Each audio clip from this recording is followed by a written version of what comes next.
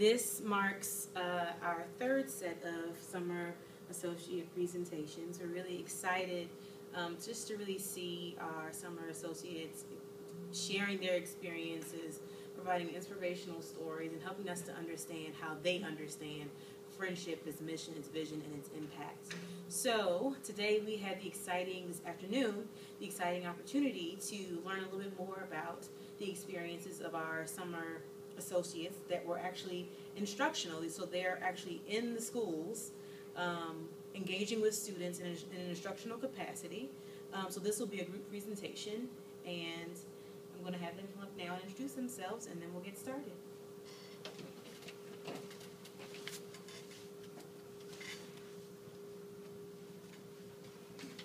All right. Thank you very much. My name is Colin Danielson. I was in a kindergarten classroom here at Southeast Academy, and my cooperating teacher was Miss Ajam-Mobaran, and the students called her Miss A because that last name is pretty difficult to say if you're 5 or 6, I would say. I'm Dawn Cool, Miss Cool to my students. I was in the Chamberlain campus with Miss Harris, and I was assistant teacher in the 1st grade for Miss Reed.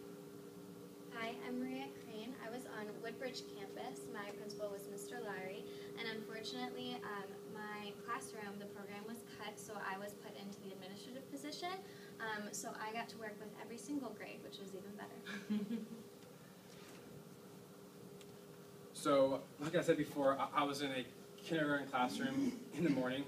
So my daily routine was in the morning, I would help students with their morning work, which was mostly the alphabet and the letters, so writing all the letters, so a word with each letter, so A for bat, something like that, and then helping students with their sight words. At this level, the kids are starting to read, so helping them with their sight words is a key part of that.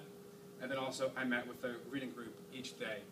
We'd have different rotations, so I would take a couple kids, and Miss A would take a couple kids, and we'd keep switching in the rotation.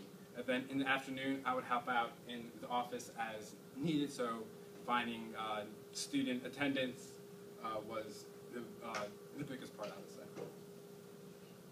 Okay, so my day was broken up into 2 halves. So in the morning, I was with Miss Reed. I was essentially a teacher's aide, so I did everything from copying, helping with lessons, passing out materials, wiping kids' nose, all that good stuff. The big 2 things that I did in the classroom was book clubs. Scholastic had these really neat sets of books that you broke off. They got to pick their own book. You broke off into groups. We limited it to 2 groups because it was just Miss Reed and I. So we did that. You had the same book, I think, for 2 weeks, so we did 2 different books. So I got to lead a book club. And lessons. I got to do a couple lessons. It was really great. My favorite one was we read 2 different versions of Cinderella, and I taught them how to use a Venn diagram to compare. That was probably my favorite. In the afternoons, I helped Miss Harris. We did the application process in the beginning of the summer, parent contact, calling parents every day, making sure they knew what was going on. Drop letters, that was a big task, making sure we were on top of that. And just anything Miss Harris needed, working with sheets, copying, all that good stuff. Okay, so since I was working in the office all day, I would get there and immediately do the daily attendance, work with the teachers, whatever they needed before class started. We would always go down to the cafeteria in the morning, and we would send the kids off all from the same room after eating breakfast, so that was fun to see everybody in the morning. And then after that, I would be in the classroom, and whatever the teachers needed, if they needed copies made and they didn't want to stop instruction, that would be my job. Another thing, well, obviously in the beginning of the summer, we worked a lot on applications. That was a huge deal. So teacher-office relationships, what I meant by that was we had a weekly teacher meeting so that they felt that their needs were met, so that the students' needs could be met as well. So anything that they needed in that regard. I got to distribute the curriculum, which was a big thing. It was like Christmas Day when I brought them those books. It was wonderful to see their faces. I also spearheaded the field trips that the kids went on, which was an awesome way for me to figure out how to do the planning aspect of that. And there was a parent meeting at the beginning of the year so that they understood the expectations that we had for summer school, and I got to jointly lead that with Mr. Slopido, who was leading it for the Friendship Cares. Okay, So we figured that we would talk about our commonalities that we had in between all campuses since we were doing different jobs, but we still had ways that it all brought together. So I'm going to talk about some of the challenges that we all thought of together.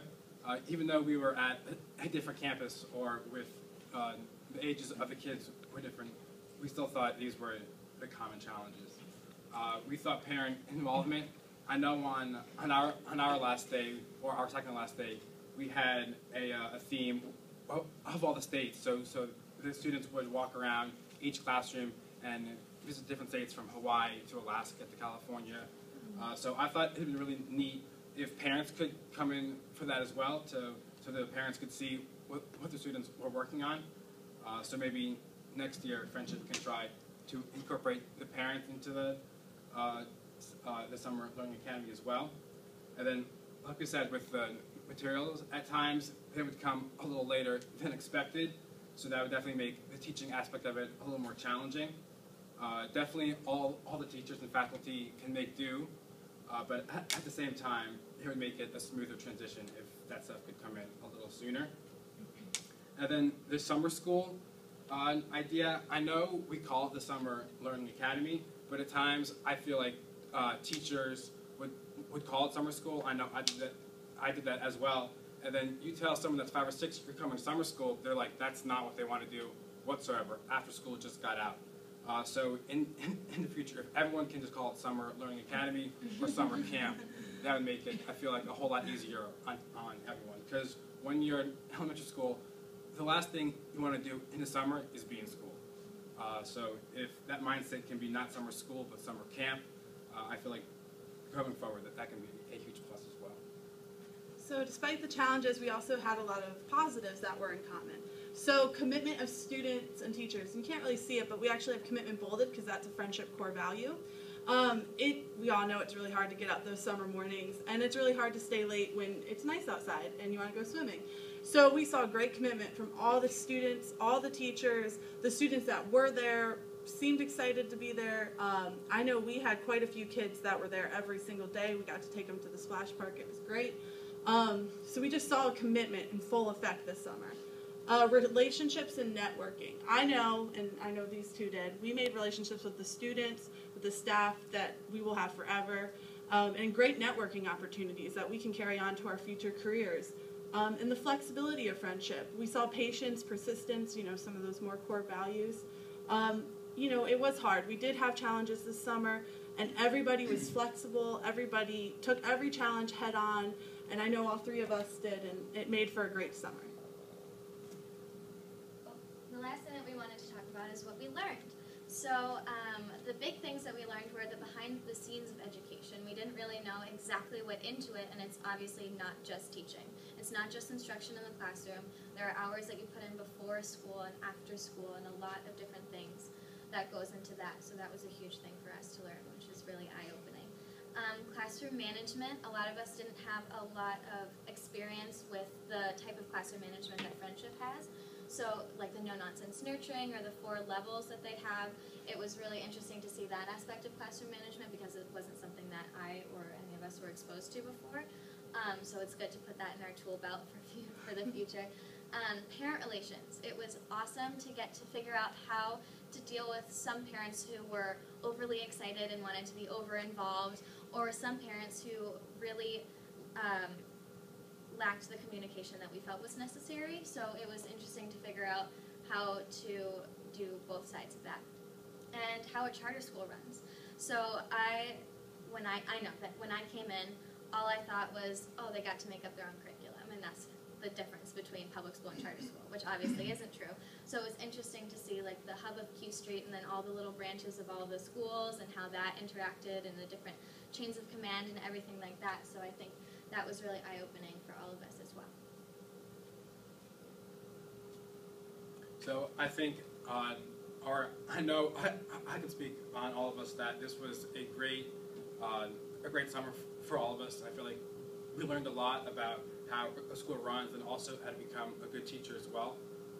How it's not as simple as some people might look at it, how dealing with kids, you have a bunch of different personalities and different types of students. So to blend all that stuff together, I feel like we learned a lot about ourselves, for sure, and then the students as well. So I have to thank you guys for this opportunity this summer.